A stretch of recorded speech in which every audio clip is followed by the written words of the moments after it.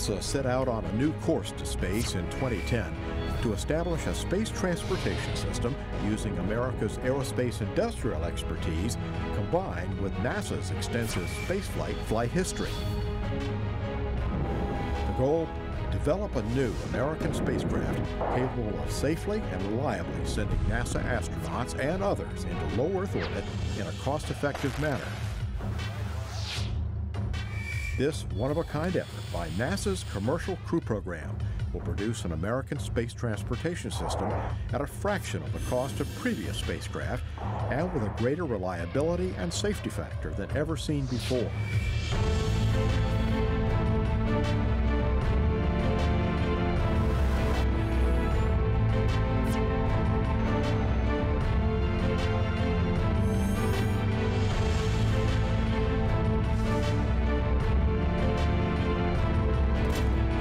After 4 years of intense efforts by NASA and its partners, the agency is on the verge of taking the final steps that will culminate in operational flights to the International Space Station.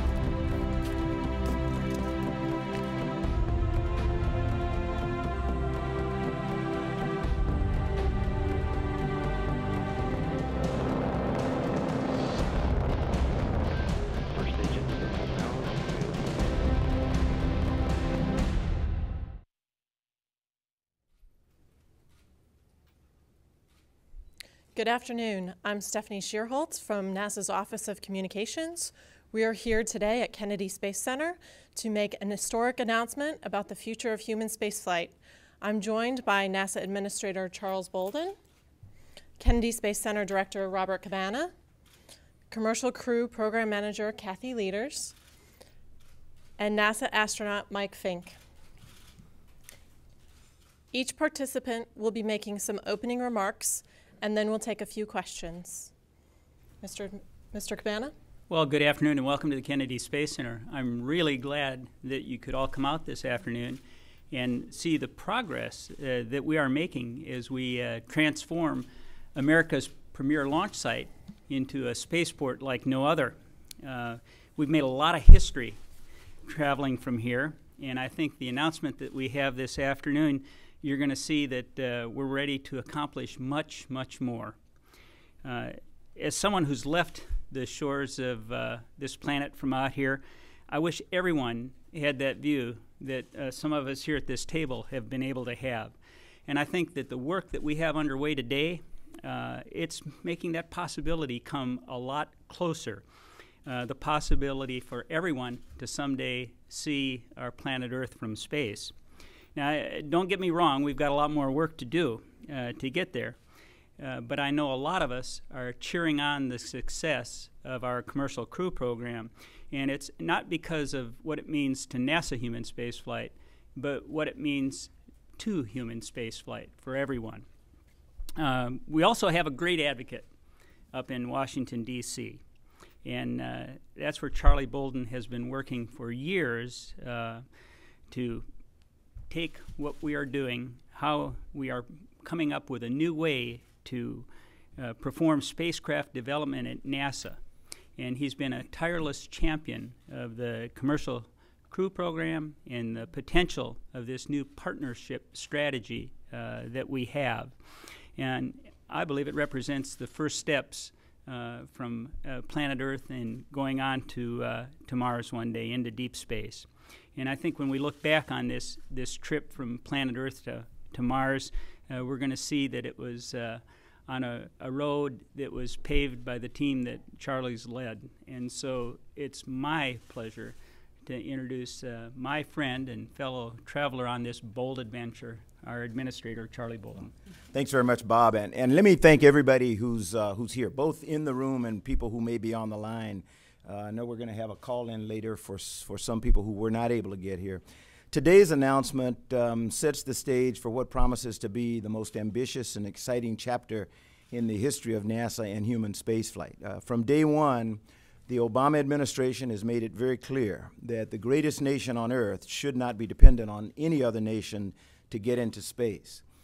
I want to thank and say thanks to the leadership of President Obama, the hard work of our NASA and industry teams, and the support of Congress. Today, we're one step closer to launching our astronauts from U.S. soil on American spacecraft and ending the nation's sole reliance on Russia by 2017. Turning over low Earth orbit transportation to private industry will also allow NASA to focus on an even more ambitious mission, that of sending humans to Mars. We've already fulfilled part of the President's vision. As you all know, for the past 2 years, 2 companies, SpaceX and Orbital Sciences, have been making regular cargo deliveries to the International Space Station. The contracts we're announcing today are designed to complete the NASA certification for human space transportation systems capable of carrying people into orbit.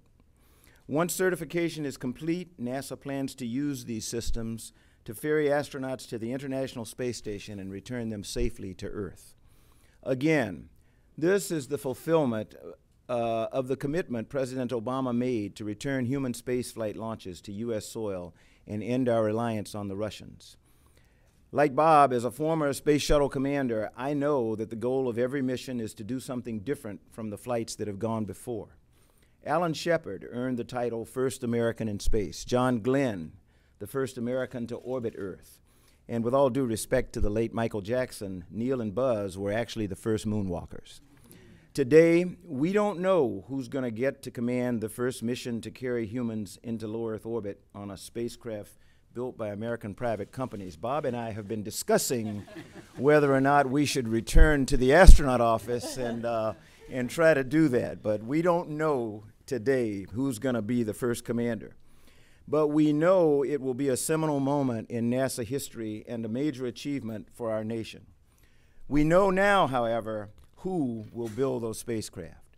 The Boeing Corporation, or Boeing as I will refer to them the rest of my talk, and Space Exploration Technologies, or SpaceX, have each presented to us designs that will allow us to fly crews to the International Space Station in just a few years.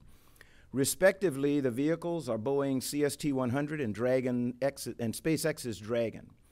The total potential contract value is $6.8 billion over the initial contract period. The spacecraft will launch from here at the Kennedy Space Center Cape Canaveral Launch Complex.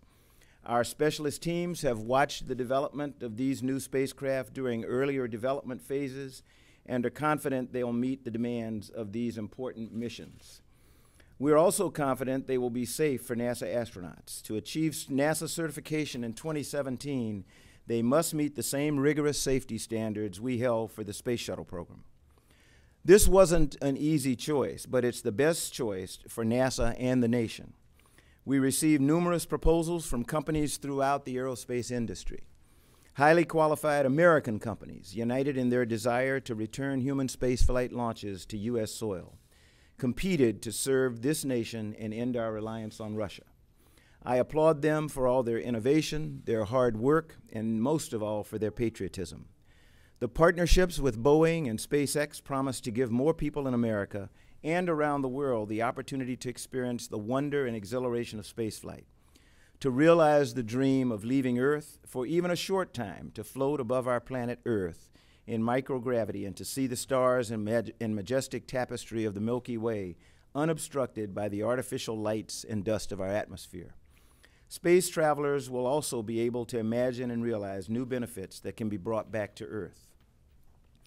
While Boeing and SpaceX handled the tasks of taking our astronauts to the space station, the scientists on Earth and astronauts on the orbiting ISS National Laboratory will continue the groundbreaking research that has been taking place there for almost 14 years now without interruption. They will be able to add to that portfolio with an expanded crew made possible by the arrival of these new spacecraft. As research takes place in low Earth orbit and the companies refine their new space transportation systems, we at NASA will be working just as diligently readying our new heavy lift rocket, the Space Launch System, or SLS, and our multi-purpose crew vehicle, Orion, for missions to the next decade that will carry people far from our local space community. I want you to look behind me. And I'm giddy today, I will admit. I couldn't be happier. Just yesterday, off the coast of California, I witnessed the successful recovery test of the Orion engineering test article. The next generation spacecraft that's being readied for its December test flight and its eventual use for journeys to an asteroid and to Mars. With help from the U.S. Navy, the Orion mock-up was put through a full ocean recovery dress rehearsal. And I want to single out some people. I know this is kind of unusual, and I know this is a conference on commercial crew, but you need to take in the totality what NASA has been doing over just the last 2 weeks. It has been incredible, but I want to salute our Navy, the Navy Marine Corps team that supported us out in San Diego, particularly Rear Admiral Frank Pons, who is the commander of Expeditionary Strike Group 3. You talk about patriotism and dedication. Rear Admiral Pons had been sailing from the East Coast around through the Straits of Magellan and then up the west coast of Mexico and the United States. He's been at sea for 12 weeks. And he was heloed off the USS America yesterday morning to come join us on the deck of the USS Anchorage and spent the entire day. I mean, 12 days at sea, trying to get home, and Admiral Pons came and spent the day with the Navy NASA team watching us recover the Orion mock-up. Commodore Clint Carroll, the Amphibious Squadron 3 commander, who was also out there with us, and most importantly, Captain Mike McKenna and his Command Master Chief Pedro Santos, leading the crew of the USS Anchorage, LHA-23. Following its first flight, Orion will splash down in the Pacific Ocean, and it's the USS Anchorage and her crew that will duplicate what they did over the last few days and are practicing this week to recover Orion and get it back to us.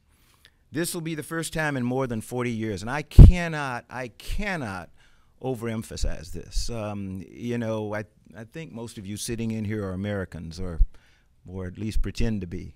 You know, if you don't feel good over the coming weeks and months, because for the first time in more than 40 years, this nation is going to launch a vehicle intended to carry humans beyond low Earth orbit, more than 40 years. So we're really excited about what's going to happen here in December. Last week again, right here at KSC, we rolled the Orion crew module for EFT-1 out of the Neil Armstrong ONC building to its hypergolic processing facility, where it's being fueled right now in preparation for its maiden test flight in December. Just 2 days later, at NASA's Michoud Assembly Facility in New Orleans, we cut the ribbon on the new 170-foot-high vertical assembly center, the state-of-the-art tooling facility that will weld together the massive core stage of the SLS, the rocket that will launch Orion and our astronauts farther into space than any human has ever gone before. From Michoud, I traveled to the Stennis Space Center to view progress on the historic B-2 test stand that is being prepared to test the core stage of SLS and its configuration of 4 RS-25, what used to be the shuttle main engines. We'll launch SLS and Orion about a mile from here, where we sit, over on Launch Complex 39B. It will test the systems needed to get to Mars, with missions to an asteroid and areas beyond the moon, such as Lagrange points, where space observatories will be operating within our reach in the 2020s as we conduct the first deep space missions with astronauts since the Apollo moon landings. We'll conduct missions that will each set their own impressive roster of firsts. First crew to visit and take samples from an asteroid. First crew to fly beyond the orbit of the moon. Perhaps the first crew to grow its own food and eat it in space, all of which will set us up for humanity's next giant leap, the first crew to touch down on and take steps on the surface of Mars. The partnership, I said all that because I want you to take everything in totality, because the partnerships that we're announcing today for development of our commercial crew vehicles would not be possible without the hard work of hundreds of individuals dedicated to America's spirit of exploration and innovation. I especially want to commend President Obama and the Congress for providing us support for this new way of doing business. And it is a new way of doing business, and Kathy's going to talk a little bit about that. By combining private sector ingenuity with bipartisan national commitment and the unmatched expertise of NASA, we're not only better able to stretch the boundaries of the possible, we're strengthening our economy and creating good jobs for our people. As President Obama has said himself, and I quote, "We will not only extend humanity's reach into space, we will strengthen America's leadership here on Earth." Our destiny is set, and our course is laid out before us, and we're following it. We hope all of you will be inspired to join us on this next great ambitious leg of humanity's journey farther into the solar system than ever before. And for us, it starts right here in low Earth orbit, and it starts with what we're announcing today, and I could not be more proud. Thank you. Thank you. Kathy Lueders, NASA's Commercial Crew Program Manager, will share some more details with us. In addition, she'll be sharing some details on a teleconference following this. In addition to her engineering prowess earned during the shuttle and space station programs, she has worked closely with aerospace companies. I'll turn it over to you, Kathy, for more details. Thank you, Stephanie.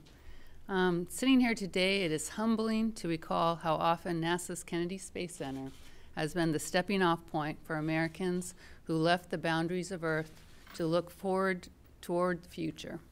Once again, with these amazing structures as our backdrop, we are one step closer to that future.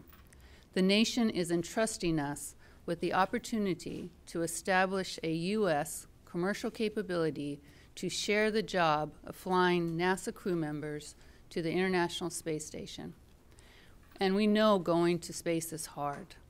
NASA and the aerospace industry have accomplished hard things in the past.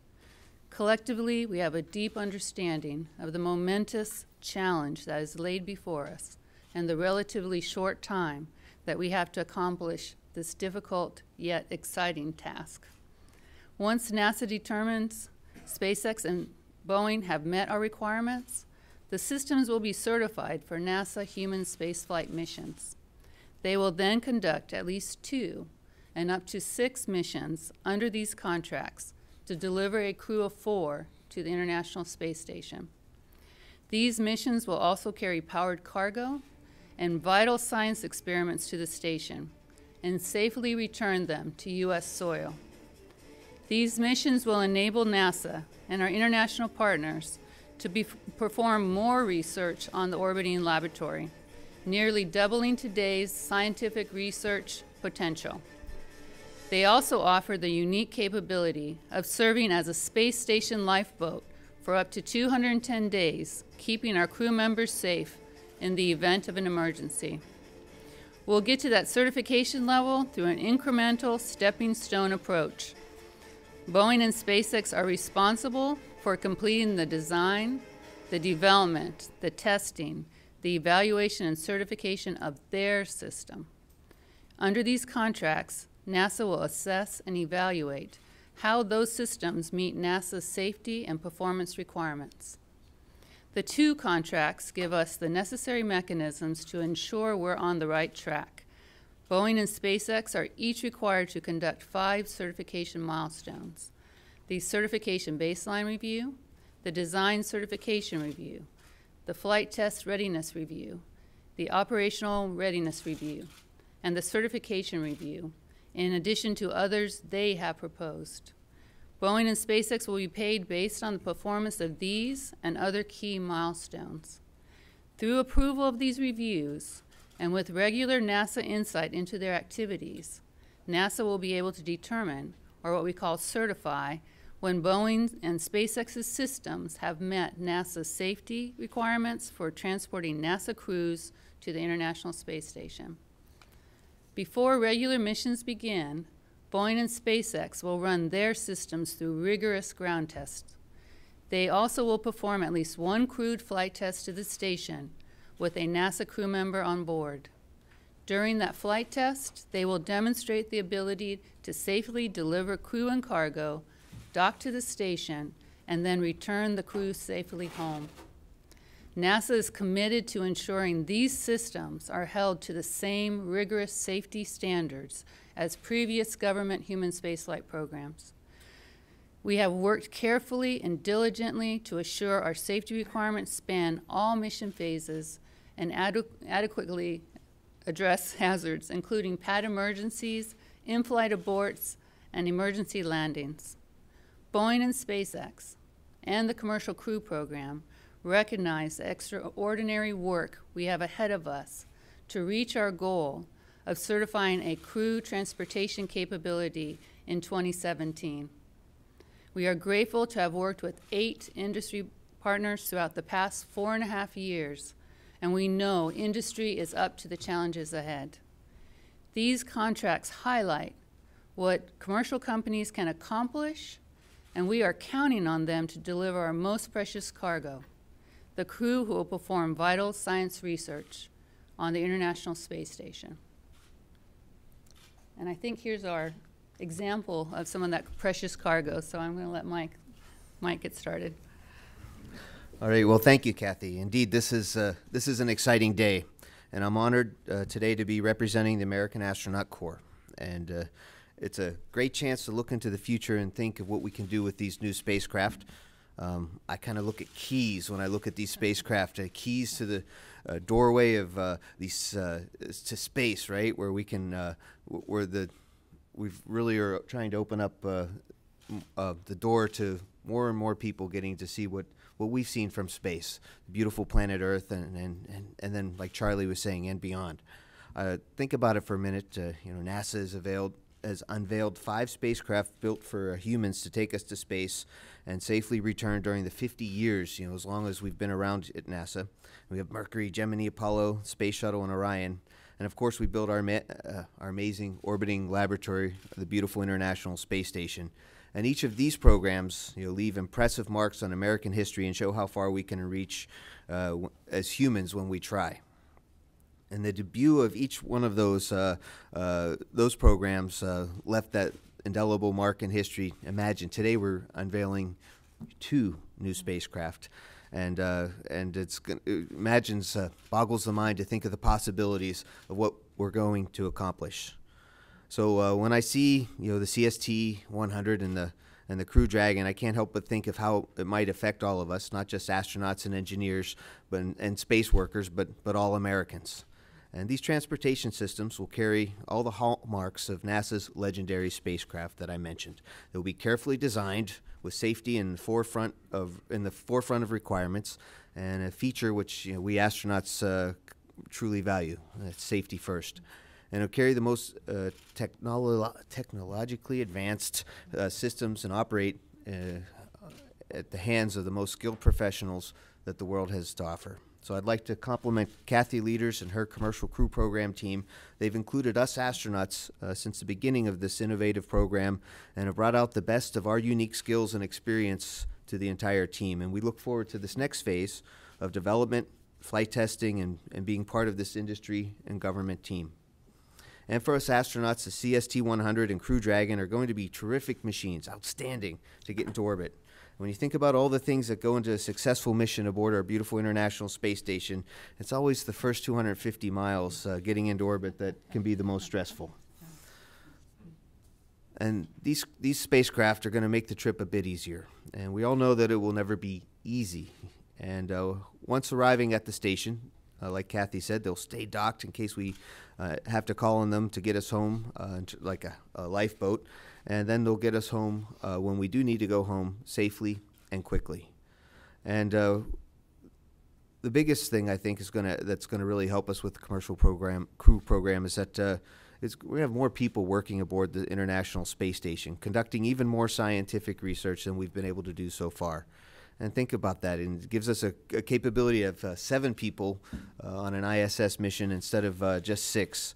And we're talking about the ability to conduct a full-on studies that we're counting on that's going to help fill in the gaps about long-duration spaceflight so we can survive the years-long trip to Mars and back. And we have to get, when we're up there aboard the space station, believe me, I know 'cause sometimes I didn't do it, but we got to get it, we got to do things right. And these new spacecraft are going to help us get it right by giving us more time in orbit, more people to perform the work, and offering a way to get the experiment results, which include us, astronauts too, and hardware used up there and back down here on Earth so that we can be studied up close. Later on, these 2 spacecraft, the CST-100 and Crew Dragon, could provide a comfortable lift into orbit for those who are not astronauts, but who are like all of us, intrigued by spaceflight and expanding American industry, much like our successful history with the airplane. So I've watched from the windows of our beautiful International Space Station and during wonderful spacewalks as the Earth moved below, and from 250 miles up, a glance can reveal one way you can see Paris. Look over there, and there's California or Brazil, and And looking up, you can see the entire universe before us. And with the addition of these new systems, the International Space Station, Orion, and the Space Launch System, NASA, like Charlie said, is poised to explore this beckoning universe. And the view from orbit around beautiful planet Earth affects everyone differently. I know it affected me quite profoundly. It changes how we think of our planet, how we think of our neighbors, and perhaps more profoundly, there's that word again, but it is, how we think of ourselves. These new ships give us the hope that more and more people will get to see that view and take that inspiration. These two spacecraft might be pretty small to carry so many big dreams and expectations, but I think and I know they will do extremely well. We astronauts look forward to the next several years as we develop, build, and test and fly these new ships. Thank you. Thank you all. We will take some questions. We do have a limited amount of time as the administrator has a plane to catch here pretty quickly, and I'll let Mr. Weaver let us know when that needs to be. Please keep in mind that as with any procurement, NASA's selection rationale and additional details will be provided at the appropriate time, but that is not today. I encourage you to ask questions our experts will be able to answer today. Please raise your hand, identify yourself by name and affiliation. One question each, please. James Dean. Thanks very much, General Bolden. What's the breakdown of the contract amounts between the two companies, and do you feel like these give you kind of the best of both worlds with the old space, new space kind of mix that you might be looking for? I'm going to let Kathy answer the question about the exact amount in the contracts. The old space, new space. We're learning a lot. We started learning with the commercial cargo program. One of the things that's really encouraged me is to watch Kathy Lueders and Mark Geyer as they have become partners in the development of their respective spacecraft. And when I listen to them talk, how they're playing off each other, she's learning from the development of Orion, and Mark is learning quite a bit about what she's going through with the development of commercial crew. So that's what I call old space, new space, and it's working very well for us as demonstrated by commercial cargo. So I'm going to let Kathy answer the question about specific amounts in the cargo, in the contracts. So the Boeing contract award was $4.2 billion, and the SpaceX award was $2.6 billion. Now I want to make sure people understand that that contract value is for certification, so full-up certification, development, and certification efforts, including within the RFP, we had a requirement for at least one crew demo, like a demonstration flight to the ISS with NASA crew members on it. There's a maximum of 6 missions under that contract value, and a certain contract value amount for special studies. So it's those 3 components are all in those totals that I gave you for Boeing and SpaceX. Marcia Dunn. Marcia Dunn, Associated Press for General Bolden. Just how hard was it narrowing it down to these 2 companies, and what put them over the top, if you could just speak in broad terms? I was not a part of the selection process, I'm proud to say. It was really hard. I know that, but again, I guess I'd defer to Kathy to let her tell you what she went through. Well, I wasn't part of the selection process either. What I can say is that the selection official and the evaluation board that supported him was made up of a team of experienced and very seasoned NASA career civil servants. And, you know, they conducted a very rigorous process and have the utmost in integrity, and we are very confident in these awards. Irene Klotz. Hi, thanks very much. Irene Klotz with Reuters. Kathy, on the award, the discrepancy between the 2 amounts, is that what the companies had asked for? In other words, is SpaceX going to be able to get to the same endpoint as Boeing with that less amount of money? And for Charlie, are these awards at all dependent on NASA having more than a continuing resolution for this year's budget? Thanks. So for my part of it, both Boeing and SpaceX proposed to the same set of requirements, And so NASA awarded the contracts based on their proposals.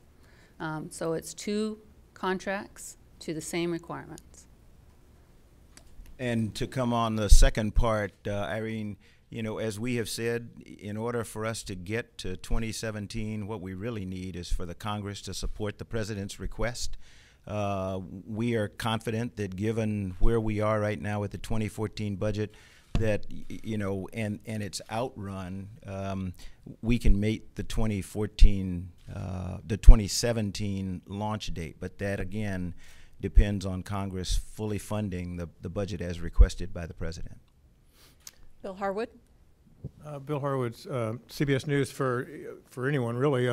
Is the long-range goal here is to have 2 operational crewed vehicles that will be routinely servicing the space station, either alternating or whatever, or is the expectation that one of these companies will emerge at the end of this road and be the one you use? Now, I'm trying to understand how this plays out long term. I'm going to answer that, Bill, because I'm going to tell you about the vision. The reason I went out to Mars and started there is because that is where we're going. The nation is going to Mars, and we're leading other nations of the world who really want to explore.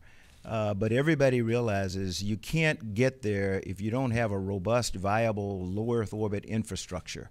And in order to put that infrastructure in place, as we have said, at least for the last 5 years, we've got to have sustainable commercial capability to service that low Earth orbit infrastructure. We need more destinations than the International Space Station, to be quite honest. And in order to service those additional destinations, we're going to need as many providers as we can. So our intent is, as long as the providers meet our requirements, we want to use them. You know, ideally, several years from now, there will not just be the International Space Station, but there will be other laboratories, single modules and the like, where people can be going. And some of them won't have anything to do with the government at all. That's the vision of a commercial space industry. And you know, when you talk to Boeing and SpaceX over the next few days, I'd invite you all to ask them what do they envision as the market, since they stayed in this thing. I think we have time for 2 more questions. I know Scott Powers had his hand up. Scott Powers from the Orlando Sentinel. Based on the progress they've made so far on the timetables that they project out, do you expect that one company or the other will be finished and ready to be certified first and in action first? And which one? So I would say right now we're not going to comment on a particular proposal. I think, you know, you got a couple of companies out there that are willing to talk about their plans. I will tell you that the goal under the RFP was for us to have certification by 2017, and we have credible plans for both companies to get there by that period of time. Certification includes, like I talked about before, at least 1 crewed demonstration flight. And so we're very committed to that goal. Our providers are committed to that goal, but we will not sacrifice crew safety for that goal. Eric, I think it is? Yes. Yeah, Eric Von Anken, WKMG Local 6, CBS here in Orlando. Of course, we're concerned about and very interested in the local impact. I hope this is a question you can answer, and if not, maybe you can get close here. We've heard from Boeing that if they were awarded the contract, we'd see up to 550 local jobs here. Is that number correct? And how many of those jobs will be from workers here on the Space Coast? And same question for SpaceX. Do we have a number? Yeah, I don't, you know, we are really not going to comment on the particular provider's capability. I suggest, now that you know who the offers are, or who the awardees are, that, you know, you're going to have a couple of folks out there that are going to be chomping at the bit to be able to share their strategy and their impact on the local economy. Really today, we're celebrating the awards and making sure that you understand what the requirements were within the RFP, and making sure you understand what NASA's role is going to be here. Industry's out there, and I'm sure they're ready to share with you their impact Thank Eric, you. I'd add that, this really validates our plans at KSC of having a true commercial spaceport. We're moving ahead. What we laid in place years back and the vision that we had is coming to fruition now, having this happen. So I think we've made tremendous progress, and I think we're going to continue down that path. So this validates everything that we've been doing. Thank you all for your time today. It's an exciting day at NASA for human spaceflight. We will have a follow-on teleconference with Kathy Lueders. You are welcome to call in or to listen to that on www.nasa.gov/newsaudio. And of course, you can find all the NASA news at www.nasa.gov. Thank you.